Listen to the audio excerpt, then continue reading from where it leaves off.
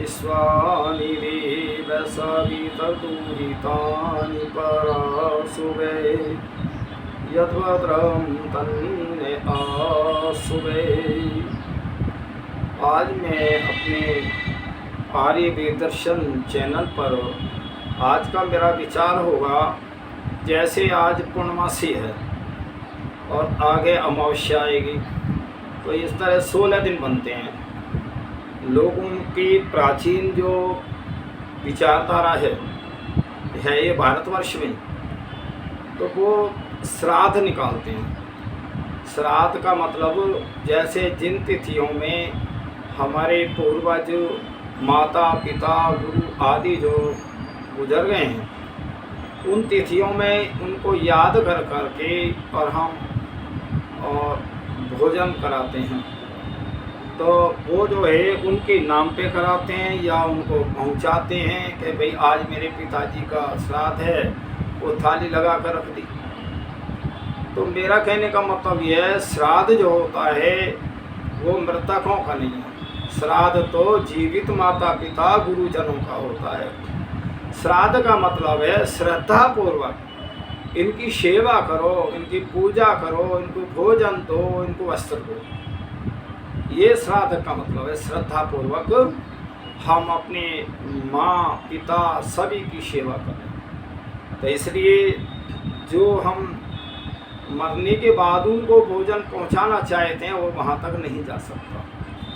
इसके बाद में अपने कर्म अनुसार वो आत्मा किस योनि में होगी, मनुष्य योनि में, पशु पक्षी में, किसमें है ये हमें पता ही नहीं है। ना कोई उसके स्थान का पता, ना कहीं का पता। लेकिन लोगों में बहुत ये अंधी श्रद्धा है कि बहुत सारी नदियों में, बहुत हमारे तीर्थ स्थान है जैसे हरिद्वार, ऋषिकेश है, मथुरा, वृंदावन, बहुत सारे धामों में लोग गंगा के किनारे जाते हैं और वहाँ उनका वो श्राद्ध तर्पण कराते हैं। तो ये जो है एक वेद के विरुद्ध कुप्रथा है। तो वेद तो ये कहता है कि जो हमारे 5 देव हैं, सबसे प्रथम देव हमारी माँ है जो हमें जन्म देती है। दूसरे स्थान पे हमारे पिता का नंबर आता है। तीसरे पे हमें हमारे गुरुजन भी कम नहीं है जो हमें ज्ञान देते हैं। और भाई गुरुजन तो जो संस्कृत के विद्वान है वे ही गुरु हैं। आज के जो ये टीचर हैं ये गुरु नहीं है, क्योंकि ये खुद इनके अंदर कमियां हैं। तो इसलिए 5वें चौथे नंबर पे आता है कि पत्नी पति की सेवा करे, पूजा करे, सत्कार करे, सम्मान करे, और पति भी पत्नी का आदर सम्मान करे, तो फिर घर ही स्वर्ग बन जाए। अब हम जीवित उस पे तो हम कुछ करते नहीं, जीते हुए जीते पिता से दंगम दंगा, और पहुँचाएँ तो पहुँचा में, मर जाए तो पहुँचा में गंगा। आज हम देखते हैं आज व्रतों को और व्रत आश्रमों में छोड़ कर जाते हैं।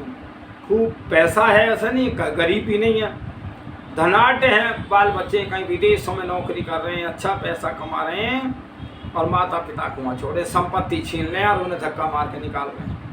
क्या यही जो है श्राद्ध है? इसी को कहेंगे हम श्राद्ध तर्पण। श्राद्ध तर्पण तो जीवित माता पिता की सेवा करने का है। तो अब देखिए यहाँ एक प्रारंभ आता है, जो कुछ धनाढ़ किस्म के लोग होते हैं और दरिद्र प्रजा राजा रंक होते हैं, तो वे अपने कर्मों से होते हैं या गिरोह से नहीं। तो यहाँ आता है, ऋषि कहते हैं बहुत से ज्योतिषी लोग अपने लड़के लड़की का विवाह गिरोह की और गणित विद्या के अनुसार करते हैं। उन्हें उनमें विधवा अथवा और मृतक स्त्री पुरुष हो जाते हैं। जो फल सच्चा होता तो ऐसा क्यों होता? इसीलिए कर्म की गति सच्ची और गिरोह की गति सुख दुख भोग में कारण है। तो इसलिए कल का हम समय नहीं देख सकते कि कल समय कैसा आएगा। खूब हम लगन दिखा करके लड़की लड़के की शादी करते हैं, खूब मुहूर्त दिखाते हैं, पंडित जी को खूब दिखाते हैं, ग्रह दिखाते हैं, और लेकिन फिर भी या तो लड़की कहो तो विधवाएं हो जाए, पुरुष विदुर हो जाए, और फिर आपस में प्रेम भी ना हो।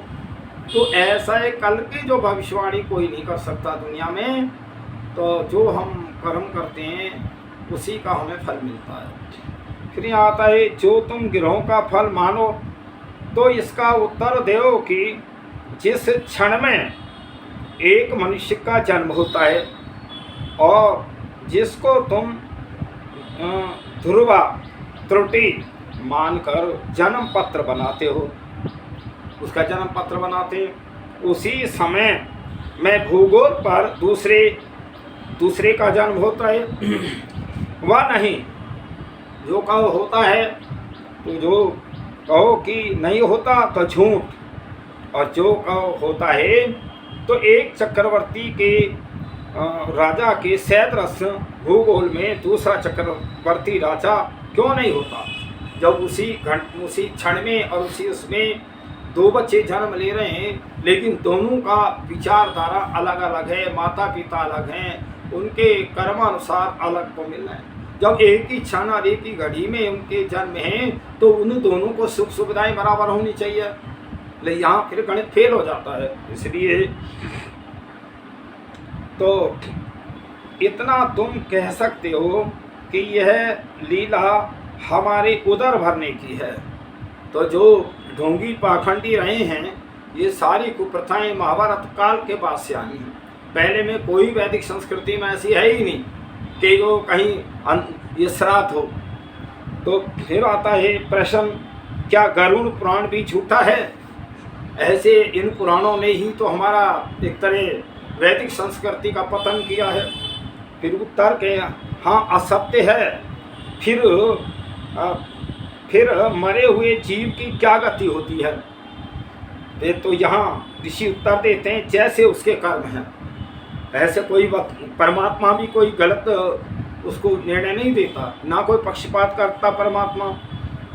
फिर आता है प्रश्न है कि जो यमराज राजा चित्रगुप्त मंत्री और उसके बड़े भयंकर और गण कंजल और के सैदरस के तुल्य शरीर वाले और जीव को पकड़ कर ले जाते हैं, पाप पुण्य के अनुसार नरक स्वर्ग में डालते हैं। इसके लिए दान पुण्य श्राद्ध तर्पण गाय आदि वैतरणी नदी तरने के लिए करते हैं। तो ये सब बातें झूठ क्यों कर हो सकते हैं? यहाँ प्रश्न किया है। तो देखिए, ये दान पुण्य क्यों करते हैं कि जो हमारा बड़ा बूढ़ा चला गया, वो उसको कहीं अच्छी जगह जन्म हो, कहीं वो कष्ट ना पाए। इस तरह गाय दान करना और बहुत सारे दान कराने, ये सारे जो वैसे हैं पंडित पुजारी, उन्होंने रीति चलाई है। भाई उसके जो मेरा आज जो मेरी कर्म है और मेरा जीवन रहा है, मृत्यु हो जाती है तो बाद में कोई कुछ नहीं कर सकता। जो मेरे कर्म हैं उन्हीं के अनुसार परमात्मा मेरा न्याय करेगा, उसी के अनुसार मुझे अगले जन्म मिलेगा, योनि मिलेगी, उसका कोई पता नहीं सकता। ये सारी व्यवस्था परम पिता परमात्मा की है। हम अज्ञानतावा से लुटते पिटते रहते हैं, ठगे जाते हैं, लोग ठगते रहते हैं, कहीं हम अंधी परंपराओं में अपना विनाश कर लेते हैं। और तो और जो ये श्राद्ध चलते हैं ना, इनमें कोई नया सामान नहीं खरीदते हैं, कपड़ा तक नहीं खरीदते, और उसके बाद में कोई नया निर्माण नहीं करते, कोई और ब्याह शादी नहीं करते, सारा प्रतिबंध लगा देते हैं। तो देखिए ये सारी अज्ञानता है। तो यहाँ उत्तर देते हैं ऋषि, ये बातें पोपली इलाके गपोड़े हैं। जो अन्यत्र के जीव वहाँ जाते हैं और उनका धर्मराज चित्रगुप्त आदि न्याय करते हैं, तो वे यमलोक के बीच पाप करें तो दूसरा यमलोक मानना चाहिए कि वहाँ के न्यायाधीश उनका न्याय करें। तो और और पर्वत के समान गण वालों के शरीर हो तो दिखते क्यों नहीं हैं। तो यहाँ ऋषि दयानंद ने बहुत शास्त्रार्थ किए हैं, बहुत अच्छा पुस्तक लिखा है सत्यार्थ प्रकाश। उसको पढ़ कर के बहुत सारा जो अंधविश्वास हमारा कम हुआ है। तो फिर जीव को लेने में छोटे द्वार में उनकी एक उंगली भी नहीं जा सकती, और सड़क गली में क्यों नहीं रुक जाते। जो कहो कि वे सूक्ष्म देह भी धारण कर लेते हैं, तो प्रथम पर्वतवत शरीर के बड़ी बड़ी हाड़ पोप जी बिना अपने घर के कहाँ धरेंगे।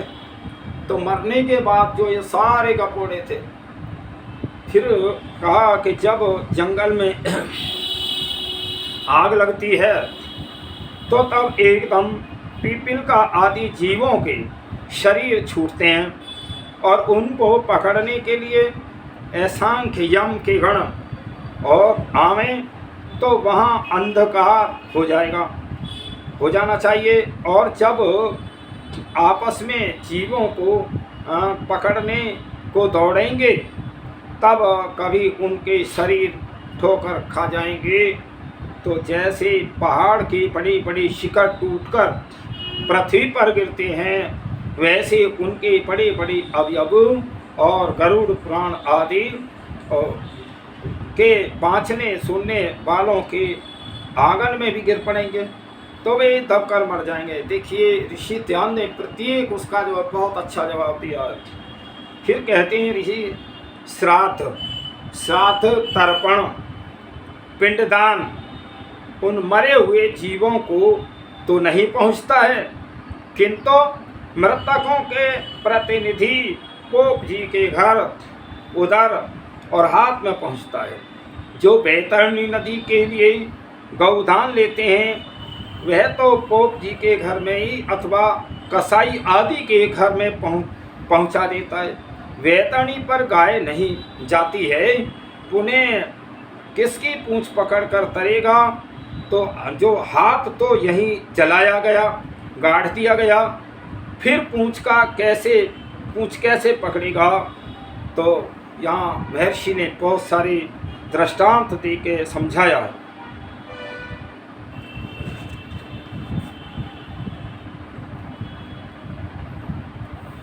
देखिए यहाँ प्रश्न होता है, स्वर्ग में कुछ भी नहीं मिलता, जो दान किया जाता है वही वहाँ मिलता है, इसीलिए सब दान करने चाहिए। अब प्रश्न आया है कि भाई जो हम दान करते हैं वहाँ दान का फल हमें मिलता है। तो फिर यहाँ दान में भी ऋषि कहते हैं दान जो है सुपात्र को देना चाहिए, कुपात्र को दान भी मत दो। दान देना चाहिए विद्या के लिए या जवन के लिए और राष्ट्र रक्षा के लिए हमें दान देना चाहिए। लेकिन जो हम ढोंगी पाखंडियों को दान देते हैं तो वो तो हमारा धर्म में नहीं गया बताना। तो यहाँ फिर जब उस तुम्हारे स्वर्ग से तो यही लोग अच्छा है जिसमें धर्मशाला है और लोग दान देते हैं, इष्ट मित्र और जाति में खूब निमंत्रण होते हैं, अच्छे अच्छे वस्त्र मिलते हैं। तो तुम्हारे कहने प्रमाणे स्वयं में कुछ भी नहीं मिलता। ऐसे निर्दय कृपण कंगाले स्वर्ग में पोप जी जाके और खराब होमे, तो वहाँ भले भले जनों का क्या काम। तो इस प्रकार से ऋषि दयानंद समझा रहे हैं कि जो ये लोग तुमसे झूठ बोल करके गप्पे मारते हैं, इससे तुम्हारा जो है एक तरह पतन हो रहा है। फिर कहते हैं, फिर आया कि यमलोक को यम नहीं तो मरकर जीव कहाँ जाता है, इनका न्याय कौन करता है। तो यहाँ ऋषि कहते हैं, उत्तर देते हैं, तुम्हारे गरुड़ पुराण का कहा हुआ तो अप्रमाण, परंतु जो वेदोक्त इत्यादि वेद वचनों से निश्चय है कि यम नाम वायु का है। जब कोई मरता है ना तो कहते हैं कि यम के दूत ले गए, या यम नाम वायु का है। जब शरीर से आत्मा निकलता है तो वो फिर वायु में ही तो भ्रमित होता है, और वैसे वो परमात्मा के निकट में जाता है, कहीं नहीं जाता। तो देखिए, जैसे अब मेरी शरीर के अंदर आत्मा है, मेरी शरीर में भी दो शक्तियाँ काम कर रही हैं। मैं जो बोल रहा हूँ अब, एक तो मेरी आत्मा है, दूसरे में मेरी पूरी शरीर में परमात्मा भी व्यापक है। इसीलिए वो मेरे कर्मों को जान रहा है और सब कुछ जान रहा है। तो शरीर छोड़ने के बाद वो आत्मा जाएगी कहाँ? परमात्मा की शरण में तो रहेगी। परमात्मा छोड़ के तो जा ही नहीं सकती। परमात्मा तो सारे संसार के एक कण कण में व्यापक है, कोई खाली नहीं है, एक कण भी खाली नहीं है उसके बिना। तो जैसे वो पत्थर में अग्नि होती है और दूध के अंदर घी होता है, इस प्रकार परमात्मा सारे संसार में रमा हुआ है, सबके कर्मों को देख रहा है, अच्छे बुरे कर्मों को देख रहा है, वो फल देता है, वही न्याय करता है। तो देखिए, वचनों से यम नाम वायु का है, शरीर छोड़ के साथ अंतरिक्ष में जीव रहते हैं, और जो सत्यकर्ता पक्षपात रहित परमात्मा धर्मराज है, वही सबका न्याय करता है। धर्मराज जो कहते हैं, बड़े बड़े गपोड़े मारे, धर्मराज परमात्मा है। फिर कहते हैं कि जो जीव आत्मा शरीर से निकल कर के आकाश में रहता है, आकाश को ये गलत पढ़ाया जाता है। आकाश कहते हैं खाली जगह को, इस खाली जगह में भी परमात्मा है। और जो आकाश नीला नीला पढ़ाया जाता है, ये तो ऋषि दयानंद कहते हैं नीला नीला तो ये जल है। और कभी कभी धुंधलापन आ जाता है, तो ये पृथ्वी से जो धूली उड़ के ऊपर उड़ती है आकाश में, तो वो है। तो इसलिए एक तो यहाँ थोड़ा सा हम समझें कि आकाश कहते किसको? जीव रहते हैं, और सत्यकर्ता पक्षपात रहित परमात्मा धर्मराज है, और वही सबका न्याय करता है। प्रश्न तुम्हारे कहने से गौदान किसी को न देना और न कुछ दान पुण्य करना, और ऐसा सिद्ध होता है।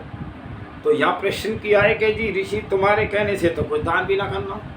महर्षि कहते हैं कि यह तुम्हारा कहना सर्वथा व्यर्थ है, क्योंकि सुपात्रों को और परोपकारियों को परोपकारार्थ सोना चांदी हीरा मोती माणिक और अन्य जल स्थान वस्त्र गाय आदि दान अवश्य करना चाहिए, किंतु कुपात्रों को नहीं, सुपात्रों को, जो धर्म की रक्षा वेद के ज्ञान में गुरुकुल चलाते हैं, उनको दान देना चाहिए या हवन के लिए देना चाहिए, तो उससे तुम्हें पुण्य मिलेगा।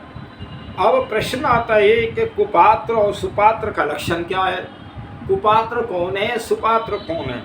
तो यहाँ ऋषि कहते हैं जो छली कपटी स्वार्थी विषयी काम क्रोध लोभ और मोह से युक्त परहानि करने वाले लंपटी मिथ्यावादी अविद्वान कुसंगी आलसी जो कोई दाता हो उसके पास बारंबार मांगना और धरना देना और ना किए पश्चात भी हठता से मांगते रहना, ये जो है कुपात्रों के लक्षण हैं।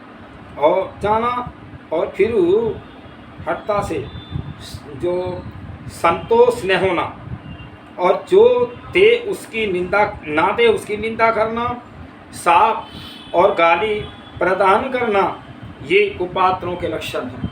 और जो अनेक बार जो सेवा करे और एक बार न करे उसका शत्रु बन जाना, और ऊपर से साधु का वेश बना लोगों को बहका कर ठगता और अपने पास पदार्थ होते हुए भी कहता है मेरे पास कुछ नहीं है। ऐसी लोगों की वृत्तियां हैं। तो कहना सबको फुसला कर और स्वार्थ सिद्ध करना, रात दिन भीख मांगने में ही प्रवृत्त रहना, निमंत्रण दिए पर यथेष्ट भंग आदि पदार्थ द्रव्य खा पी कर बहु सा पराया पदार्थ खाना, ये कुपात्रों के लक्षण हैं। परंतु उन्हें उन्मत्ता होकर पागल होकर के और फिर होना सत्य मार्ग का निषेध और झूठ मार्ग में और अपने प्रयोजनार्थ चलना, वैसे ही अपने चेलों को और केवल अपनी ही सेवा करने का उपदेश करना। अन्य योग्य पुरुषों की सेवा करने का नहीं, तो सत्वित्य प्रवृत्ति के विरोधी जगत के व्यवहार अर्थात स्त्री पुरुष, माता पिता, संतान, राजा प्रजा और इष्ट मित्रों में और अप्रीति कराना।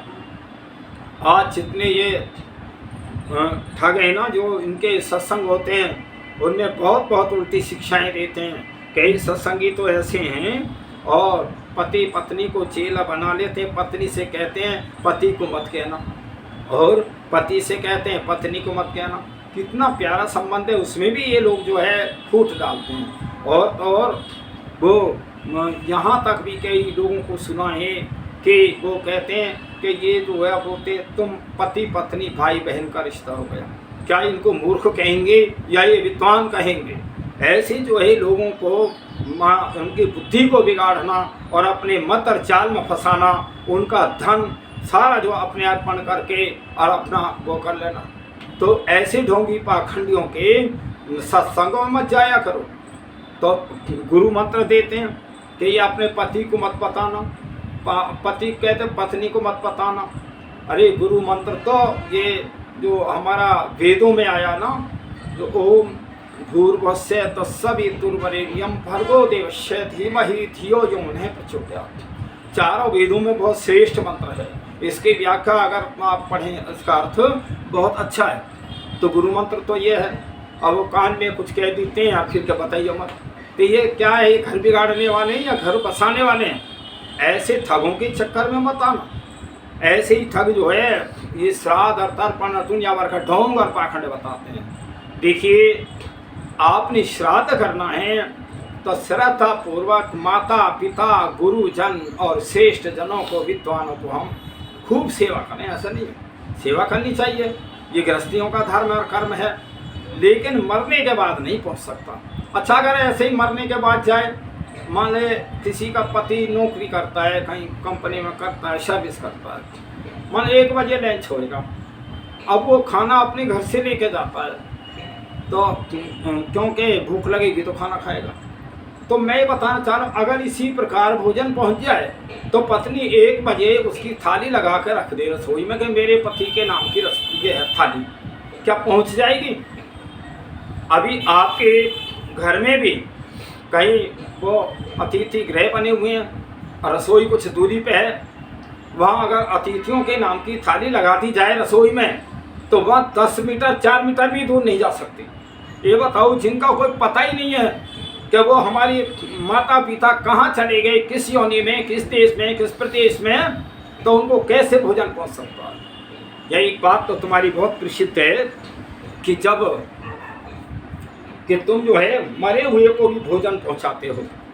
तो यहाँ साईं झाई बाप कहता है कि जब औरंगजेब ने राज्य की खातिर अपने तीनों भाइयों को मरवा दिया, राजगद्दी की खातिर, पिताजी को जेल में डाल दिया। और जेल में डाल दिया तो पानी भी नाप के मिलता था, पानी ना।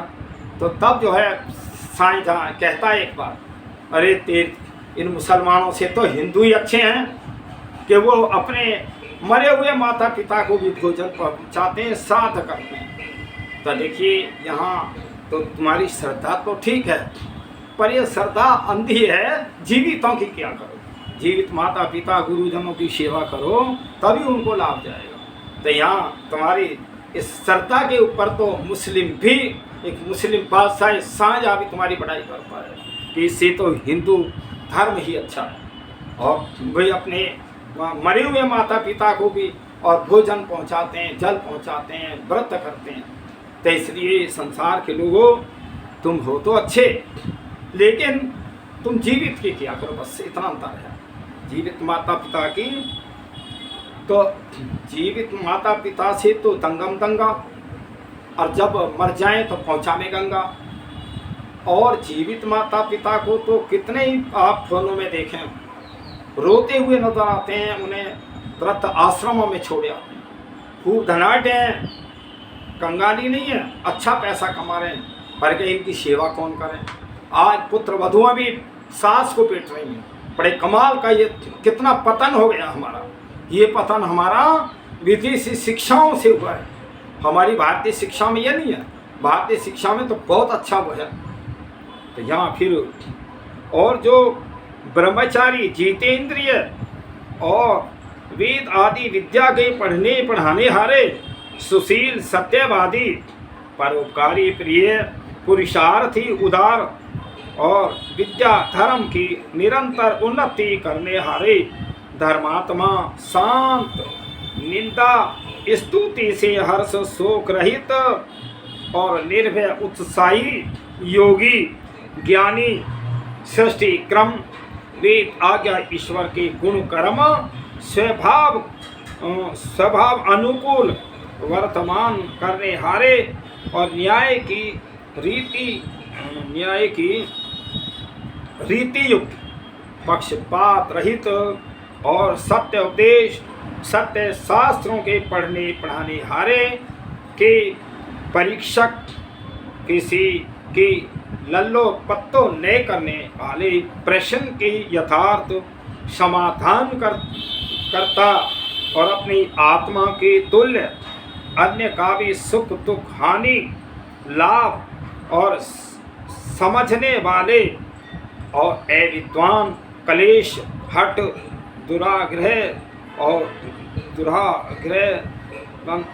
अभिमान रहित और अमृत के समान अपमान और विष के समान मान को समझने वाले, संतोषी, जो कोई प्रीति से जितना देवे और उतने ही से प्रश्न एक बार और आपत काल में मांगे भी न देने पर वर्जन।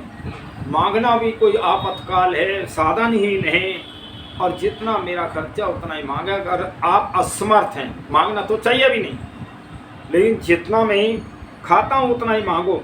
फिर और पुरुषों के साथ मित्रता, दुखियों पर करुणा, पुण्य आत्माओं से आनंद और पापियों से उपेक्षा अर्थात राग द्वेष रहना, सत्यमानी, सत्यवादी, सत्यकारी, निष्कपट, ईर्षा द्वेष रहित और गंभीरस्य, सत्पुरुष धर्म से युक्त और सर्वथा दुष्ट आचार रहित और अपने तन मन धन को परोपकार करने में लगाने वाले, पराये सुख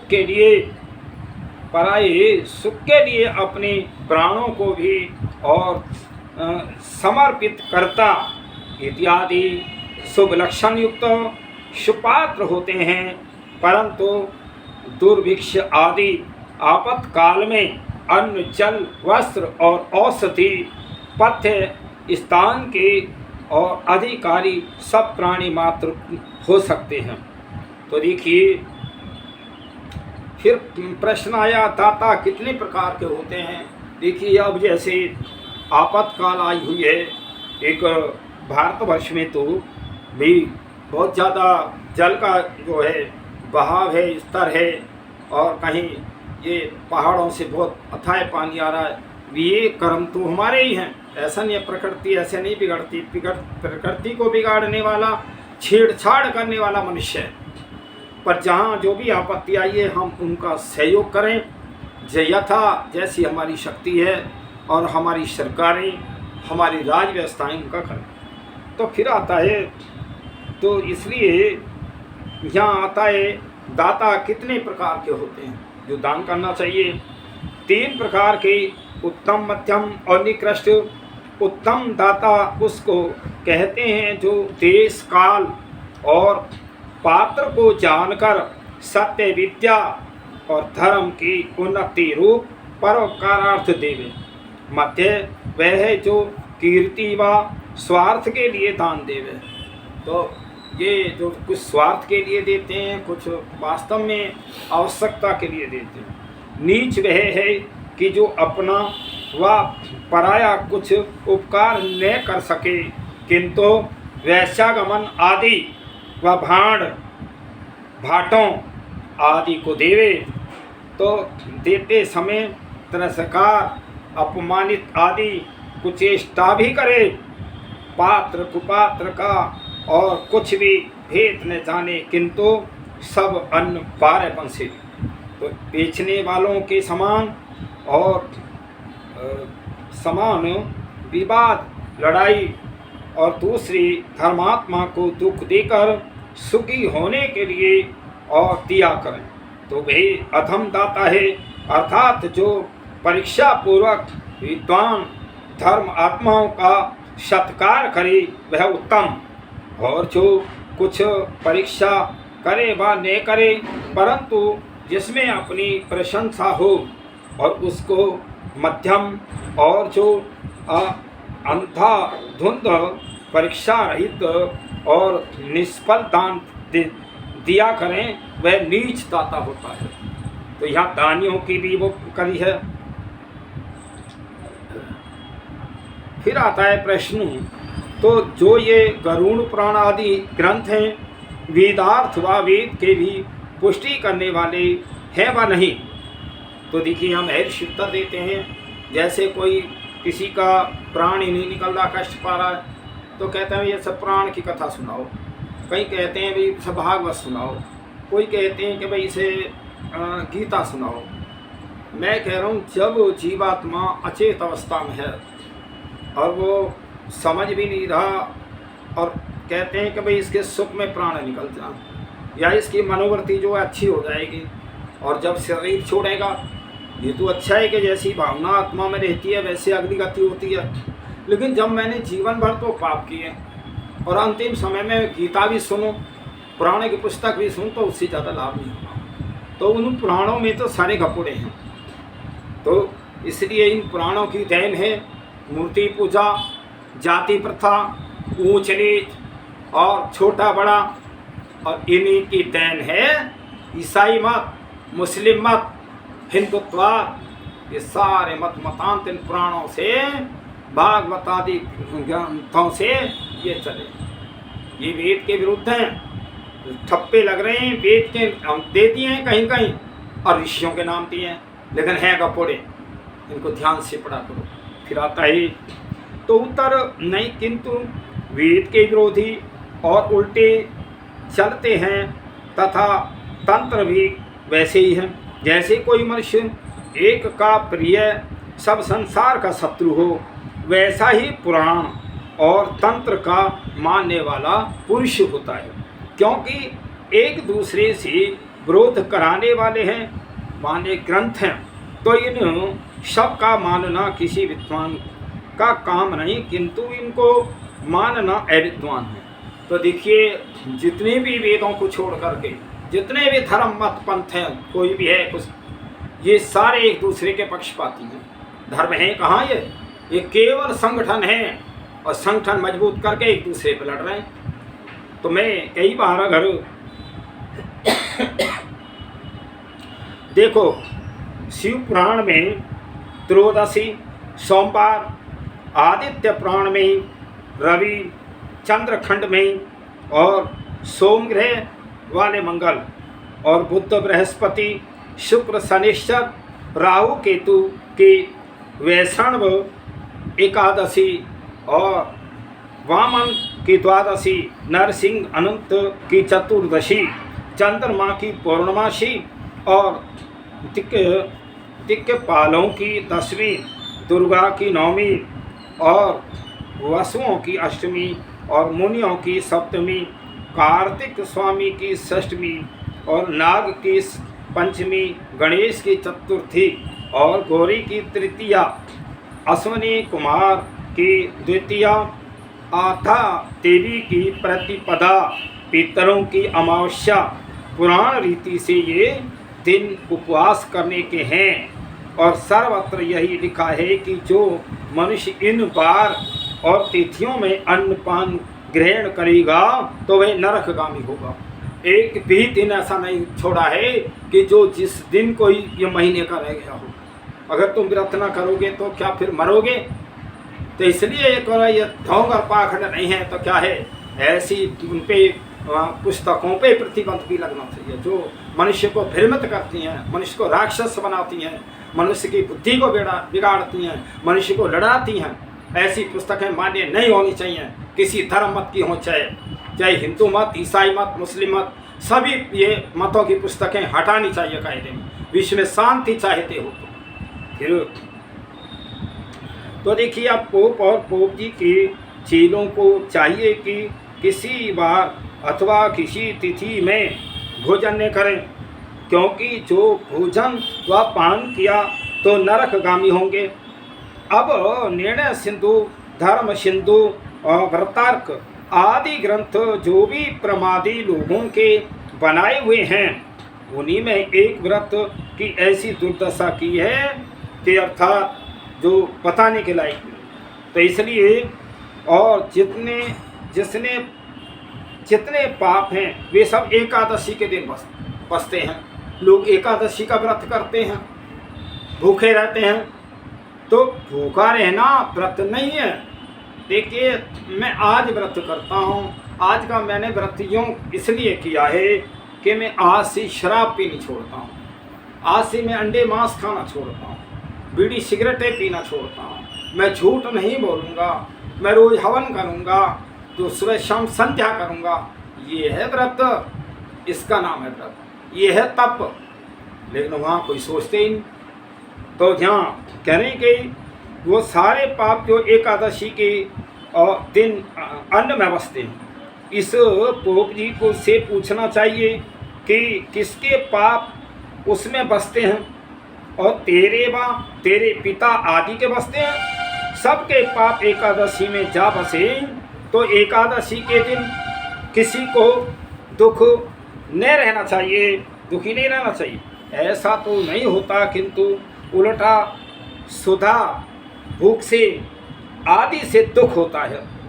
जब भोजन आत्मा मांगती है या भोजन नहीं करते तो भूख लगती है, तो दुख कष्ट तो होता ही है अपने को। तो दुख पाप का फल है, इससे भूखा मरना पाप है। इसका बड़ा महात्म्य बताया है, जिसकी कथा ब्रांच बहुत ठगे जाते हैं, उसमें एक गाथा है। तो वो बहुत सारे कपूड़े ऐसे हैं जो वीडियो में नहीं देने लायक हैं। कई ब्रह्म लोक से कोई वैश्या उतरी आ रही है, उसका कल्याण हो गया। तो देखिए, इस प्रकार हम जो ये व्रत को हम समझ नहीं है। व्रत तो ये जो श्रद्धा पूर्वक और अपने माता पिता को भोजन कराना, इसका नाम श्राद्ध है। थोड़ा सा जरा और चलें, समय तो हो गया। इस दुनिया में हथकंडों के चक्कर में आना ना, कर रहे बड़ी गड़बड़ है, चेतन तज पूजें जड़ हैं, पाखंडी है पाखंडों के चक्कर में आना ना। जिंतों की तज कर सेवा, मुर्दों को पानी देवा, श्राद्धों में हलवा मंडों के चक्कर में आना ना। जिंतों की तज कर सेवा, मुर्दों को पानी देवा, श्राद्धों में हलवा मंडों के चक्कर में आना ना। इस दुनिया में हथकंडों के चक्कर में आना ना, कर रहे बड़ी गड़बड़ है, चेतन तज पूजे जड़ हैं, पाखंडी हैं पाखंडों के चक्कर में आना ना। जो माता पिता चेतन हैं और जो देवता हैं, उनको तो छोड़ रहे हैं, पत्थरों की मूर्ति पर जल ढाल रहे हैं, क्या भला होगा। उन जड़ों को पूज फिरते हैं लाखों फक्कड़, पीबें सुलपा फूकें लक्कड़, इन बाबा जी मुष्टंडों के चक्कर में आना ना। देखिए, ये खुद ही अज्ञान है, दूसरों का भला क्या करेंगे, क्या सलाह देंगे। आपने किसी प्रकार की सलाह लेनी है, ईश्वर का चिंतन हो, प्रकृति का हो, मैं क्यों आया हूँ, क्या है। सब जो आर्य लोग हैं, आर्य सन्यासी हैं, उन्हीं से विचार विमर्श किया करो, वो आपको सही बताएंगे। वो वेदों को पढ़ते हैं, वेदों का स्वाध्याय करते हैं, इसलिए वो अपना कर्तव्य समझते हैं। मैं तो पूरे दिन लोग मेरे पास आते रहते हैं, मैं तो वेदों के अनुकूल उनको समझाता रहता हूँ। तो इसलिए फिरती हैं लाखों फक्कड़, पी में सुलपा फूके लक्कड़, इन बाबा जी मुस्टंडों के चक्कर में आना ना। लाखों भगत लुंगाड़े दे तबीज ला झाड़े, लामे झाड़े ठगियाँ हैं डोरी गंडों के चक्कर में आना ना। भारत वर्ष में इतना वो है, कोई कहीं डोरी घंटे, कहीं ताबीज देना, कहीं कुछ देना। कहाँ तक ये होए? लाखों भगत लुंगाड़े दे तबीज लामे झाड़े, इन ठगियाँ हैं डोरी गंडों के चक्कर में आना ना। इस दुनिया में हथकंडों के चक्कर में आना ना। कर रहे बड़ी गड़बड़ है, चेतन तज पूजे जड़ है, पाखंडी है पाखंडों के चक्कर में आना ना। जो देखें ज्योतिष पत्रा, टिके ला रहा 16-17, और मुल्ला मौलवी पंडों के चक्कर में आना ना। भाई ढोंग पाखंड तो ये मुल्ला भी बहुत करते हैं, ऐसा नहीं। तो इसलिए जो देखें ज्योतिष पत्रा, टीके ला रहा 16-17, इन मुल्ला को पुजारी पंडों के चक्कर में आना ना। तीर्थों पे फिर उत्पाती, कहीं दे रहे जात कुजाती, तुम भी तो कर्म अंड बंडों के चक्कर में आना ना। मैं बहुत मेरे सामने से रोड पर निकलते हैं बहुत, ओ पीले पीले कपड़े पहनते हैं। मैंने भैया क्या है आज? उनका जी वहाँ उसमें राजस्थान में है कोई जगह, क्यों हम जात देने जा रहे हैं? मगर यार यूँ जात खराब है क्या मनुष्य की? इतना उत्तम शरीर दिया है परमात्मा ने, इतनी बढ़िया जात दी है, इसके बदले में भाई क्या बन के आएगा बता? गाय बनेगा, भैंस बनेगा, कुत्ता बनेगा, गधा बनेगा, क्या बनेगा?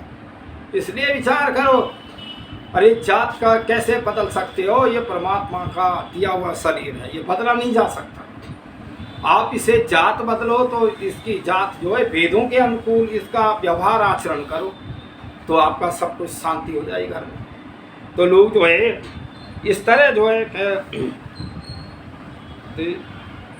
फिर तीर्थों पे फिरे उत्पाती, गए तेरे जात कुजाती, तुम भी तो कर्म अनबंडों के चक्कर में आना ना। इस दुनिया में हथकंडों के चक्कर में आना ना। बनी पार्टी न्यारी न्यारी, बनी पार्टी न्यारी न्यारी, बने रायों के अधिकारी, तुम न्यारे न्यारे झंडों के चक्कर में आना ना। बनी पार्टी न्यारी न्यारी, बने वोटों के अधिकारी, तुम न्यारे न्यारे झंडों के चक्कर में आना ना। एक झंडा तो भैया या संसार ओम का ही लगना चाहिए। ये ओम ने सारा राष्ट्र जो सारा संसार बनाया, और यहाँ हजारों प्रकार के झंडे लग रहे हैं। इन झंडे के पीछे ही तो झगड़े हैं, इन झंडे के पीछे तो बम फूट रहे हैं। तो इसलिए विचार करो, और ये झंडे हैं सब बेकार। झंडे वो सही हैं जो वेद का मार्ग है जिनका, ऐसा झंडा ओम का ही सही है जो हमारे आर्यों का मत है। बन करके मर्द जनाने गाते हैं गंदे गाने, कहीं भी समना चलिए रंडों के चक्कर में आना ना। और देखिए मनुष्य जो है आदमी बन रहा है, जनाना बन रहा है। मैं तो बहुत देखता हूँ लंबे लंबे बाल और रखते हैं, और वो जो है महिलाएं बन रहे हैं। तो इसे एक बात याद आती है, एक विद्वान जो लोग कह रहे थे पर अपने भाषण में, एक बार जैसे लड़का लड़की पढ़ते हैं ना, तो वो उस समय जो गणना में और सबसे जो उच्च स्थान और ज़्यादा उसमें जो परीक्षा में पास हुई लड़कियाँ हुई, तो उसमें लड़कों ने गाना बनाया, भगवान भगवान मुझको भी बना देना एक बार लड़की। तो ये हाल इनका हो रहा है नाचने वालों का, ये लड़की बनना चाहते हैं। तो इसलिए बन कर के मर्द जनाने गाते हैं गंदे गाने, कहे महेंद्र आर्य नाचनी रंडों के चक्कर में आना ना। इस दुनिया में हथकंडों के चक्कर में आना ना। कर रहे बड़ी गड़बड़ है, चेतन तज पूजे जड़ है, पाखंडी हैं, पाखंडों के चक्कर में आना। ये सारी संसार के अंदर गड़बड़ है। जो हमारे वो धर्म तो है नहीं और धर्म की बात करते हैं, धर्म की आड़ में लोगों को ठगते हैं। हर मत मतांत में सब ठगे जा रहे हैं। तो इसलिए किसी को भी ले लो, ईसाई मत को ले लो, गपोड़े हैं केवल, कुछ भी नहीं। गपोड़े मारते रहे, ठगते रहे लोगों को, क्या उनका धर्म बदलना है? क्या है? क्या यही मनुष्य का धर्म है? इसी को मनुष्य कहते हैं? मुस्लिम है, कत्लेआम कर रहा है, धमकी दे रहा, कन्याएं उठा रहा, क्या ये धर्म हुआ? ये हिंदू भी जो है इसमें श्रद्धा तो है, पर इसकी श्रद्धा भी अंधी है। मैं कहूँगा अगर इस दुनिया में आप अपना सब कल्याण चाहते हो दुनिया वालों, वेदों को पढ़ो, महर्षि देव दयानंद का सत्यार्थ प्रकाश पढ़ो, आर्यों की बातें मानो, आर्यों के सत्संग में जाया करो और आर्यों की सुना करो। ऐसा नहीं, कोई भी आर्य गलत नहीं कहता, एक शब्द भी गलत नहीं कहेगा। तो इसलिए तभी देश का कल्याण हो सकता है, तभी हम क्रूतियों से बच सकते हैं, हम माता पिता की सेवा कर सकते हैं। पहले हम समझें तो सही, हम तो यही नहीं समझते कि इनके भी कोई उपकार है हमारे ऊपर। तो इसलिए ये सारी जो गड़बड़ हो रही है, ये अज्ञानता के कारण हो रही है, हम वेद को न जानने के कारण हो रही है। तो हम सबको जो वेदों का स्वाध्याय करना चाहिए या हवन करना चाहिए। और श्राद्ध का मतलब श्रद्धापूर्वक, हम श्रद्धापूर्वक माता पिता की सेवा करें, गुरुओं की सेवा करें, और विद्वान घर पे आ जाए उनकी भी सेवा करें। और पति जो है पत्नी की रक्षा करे, सेवा करे, उसकी आज्ञा का पालन करे, पत्नी भी पति का आज्ञा पालन करे, तो घर स्वर्ग हो जाएगा। तो स्वर्ग और नरक बनाने वाले हम ही तो हैं, ये हमारे विचार हैं, हमारे कर्म हैं, इन सबको समझ लो। तो मैंने आज जो ये अपनी वीडियो बनाई है, और मेरी वीडियो ज़्यादा से ज़्यादा और अन्य लोगों पर भी वो फॉलोवर कर दिया करें, पहुंचा दिया करें। तो आप भी बहुत एक पुण्य के भागी हैं। जो अच्छा कार्य होता है, ईश्वर का कार्य होता है, विद्वानों का कार्य, उसमें जितना भी जो लोग सहयोग करेंगे, जितना उसको आगे बढ़ाएंगे, वो सब पुण्य के अधिकार। ऐसा नहीं। तो ये सब जो है हमें ज़्यादा से ज़्यादा धर्म का प्रचार करना चाहिए, और अधर्म ढोंगी और पाखंडियों का तो हमें खंडन ही करना चाहिए। तभी जो है राष्ट्र के अंदर, देश के अंदर शांति आएगी, और हम व्यर्थ के खर्चों से बच जाएंगे, और हम अपनी माता पिता का सेवा तभी कर सकते हैं। तो इसलिए आज जो मैं वीडियो बनाई है, मैं सभी के कल्याण के लिए है, और परम पिता परमात्मा से मैं प्रार्थना करता हूँ, प्रभु आप सभी की आत्मा में व्यापक हैं और सब का आप कल्याण करते हैं।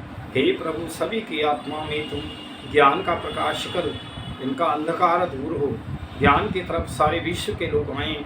और मैं ये जो विचार देता हूँ, मुझे किसी से पक्षपात नहीं है, मैं तो जो मनुष्य मात्र के लिए, मनुष्य मात्र की भलाई के लिए मैं विचार देता हूँ। मनुष्य नाम क्यों? मनुष्य कहते हैं मननशील, विचारवान, अच्छा बुरा जान करके जो कार्य करे उसको मनुष्य कहते हैं। तो मैं आज जो मेरा वीडियो है, मैं अपना वीडियो यही समापन करता हूँ। सभी से करवत प्रार्थना करता हूँ, मेरी ज़्यादा से ज़्यादा वीडियो सुना करें और प्रचार करें। ओम यौ शांतिरन्तरिक्षे शांति पृथ्वी शांतिराप शांतिरोषधि शांति वनस्पते शांतिर्विश्वे देवा शांति ब्रह्म शांति शरीर शांति शांतिरेव शांति सामा शांतिरेधि। ओम शांति शांति शांति। ओम। बोलो वैदिक धर्म की जय, महर्षि देव दयानंद की जय, गुरु गिरजानंद की जय, पंडित लेखाम की जय, पुरुषोत्तम श्री राम की जय, योगीराज श्री कृष्ण महाराज की जय। आर्य समाज अमर रहे, वेद की ज्योति जलती रहे, ओम का झंडा ऊंचा रहे, गाय की रक्षा हो, आर्यों की बीजा हो, गाय की रक्षा हो। ओम सम। सभी को सादर नमस्ते। सम प्रसन्नचित रहें और वेद के मार्ग पे चलें। ओम शम।